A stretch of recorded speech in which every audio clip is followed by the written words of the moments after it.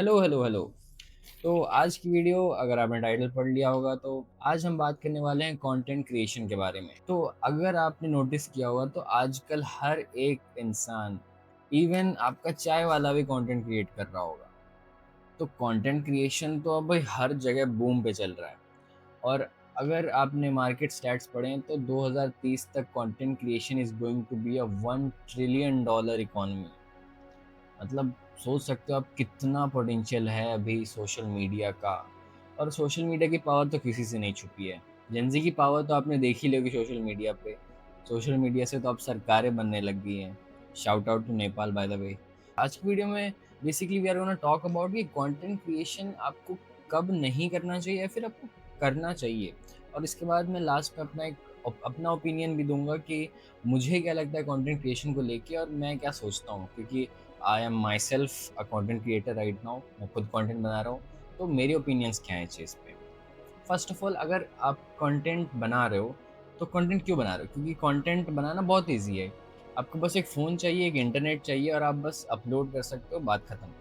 Problem वहाँ आती है जब आप कंसिस्टेंसी लैग करते हो या फिर आप अपने कंटेंट को इम्प्रूव नहीं करते। हर एक दिन एक नया कंटेंट क्रिएटर आ जाएगा तो आप रिप्लेस होने वाले हो। This is a very competitive field. आपको हर दिन इम्प्रूव करना पड़ेगा। आपको इवन रेलेवेंट होने के लिए आपको वीडियोस अपलोड करनी होगी। अगर आप वीडियोस भी अपलोड नहीं करोगे तो भी ये डर रहेगा आपको कि आप रेलेवेंट नहीं रहोगे कुछ टाइम के बाद, क्योंकि कोई ना कोई नया क्रिएटर आ जाएगा तब तक और आपकी जगह ले लेगा। सो आपको एक अपना यूनिक यूएसपी बनाना बहुत जरूरी है। अब बात कर लेते हैं कि कंटेंट किनको नहीं बनाना चाहिए। मैं सिंपल पॉइंट्स बताऊंगा कि मेरे हिसाब से आपको कंटेंट क्रिएशन क्यों नहीं करना चाहिए। अगर इसमें से कोई भी पॉइंट आपको रिलेटेबल लगता है तो आपको बिल्कुल सोचना चाहिए कंटेंट क्रिएशन को लेके। First of all, it's money.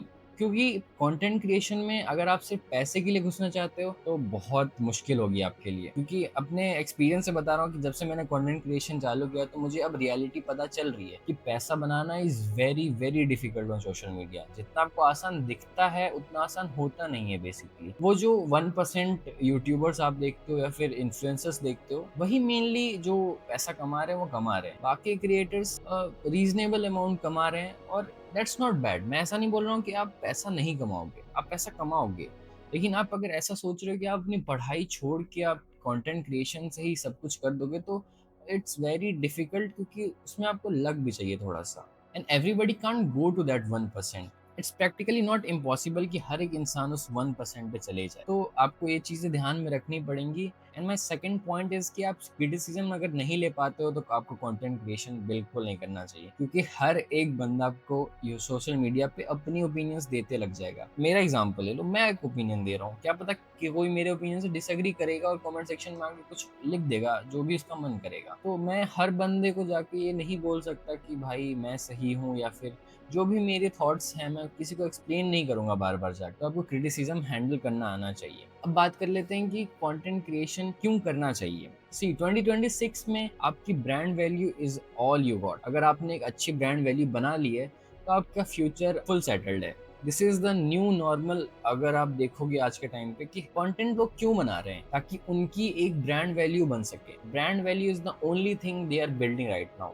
इसी से मेरा अगला पॉइंट है कि आप कोई ना कोई वैल्यू प्रोवाइड कर रहे हो इंटरनेट पे, क्योंकि अगर आप कोई वैल्यू प्रोवाइड नहीं कर रहे हो तो कोई आपको क्यों देखेगा। बेसिकली आप अगर कंटेंट कंज्यूम कर रहे हो तो या तो आप उससे इंटरटेन होना चाहते हो या कुछ सीखना चाहते हो या फिर आपको कोई नई इन्फॉर्मेशन मिल रही है उस वीडियो से, तभी कोई ऑडियंस आपसे एंगेज करेगी। और आपको हर दिन एक स्टेप आगे बढ़ते रहना है, आपको इम्प्रूव होते रहना है। आपको बस यही सोचना है कि आपको बस इम्प्रूव होते रहना है और कंसिस्टेंसी मेंटेन करके रखनी है, क्योंकि कंसिस्टेंट रहोगे तो आप कुछ ना कुछ, आप 100 तक नहीं तो कम से कम 40% तक तो पहुंच जाओगे। क्योंकि बहुत लोग 40% तक भी नहीं पहुंच पाते हैं, क्योंकि वो कंसिस्टेंसी एफर्ट नहीं कर पाते। वो कुछ टाइम क्रिएट करेंगे और उसके बाद फिर बैठ जाएंगे कि यार इंस्टाग्राम का एल्गोरिदम ही बेकार है, यूट्यूब का एल्गोरिदम ही बेकार है, वो रीच ही नहीं दे रहा।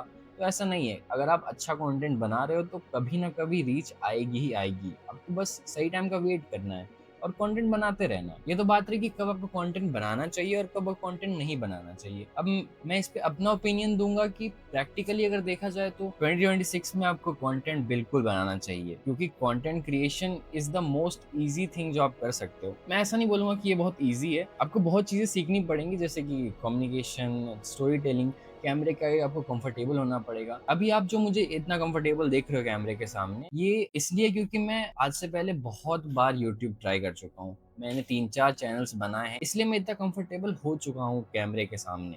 अगर आप कैमरा खोल के बैठोगे तो शायद आप इतनी फ्लुएंटली बात नहीं कर पाओ कैमरे से, लेकिन आप कुछ टाइम बाद करने लग जाओगे और ये तभी आएगी जब आप कंसिस्टेंट रहोगे वीडियो के साथ। एंड कंटेंट क्रिएशन आपको पार्ट टाइम करना चाहिए मेरे हिसाब से।